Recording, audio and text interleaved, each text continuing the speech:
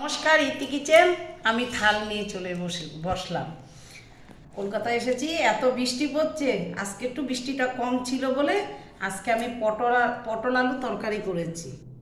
হ্যাঁ, আর উস্তা ভাজা মানে তিতা করলা ভাজা করেছি, আর নিরামিষ তরকারি করেছি, আর করেছি কচুরলতি। কেন? কালকে একাদশী চলে এসছে, তারপরে অমাবস্যা চলে আসছে, তো এখন আমার তো সবে উপাস উপাস চলবে, সেই জন্য আমি আর এখন ওই জন্য আমি আজকে সব সবজি যা ছিল, কেন আমি এখানে এসেছি, আমার তো ফ্রিজ নেই, তো আমি কোথায় রাখবো, সেই জন্য আমি আজকে সব রান্না করে নিয়েছি। তো কালকে একাদশী আছে, কোনো অসুবিধা নেই। তো আমার রান্নাগুলো কেমন হয়েছে?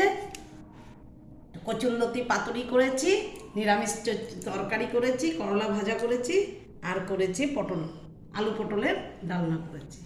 তো কেমন হয়েছে? নমস্কার, রাধে রাধে।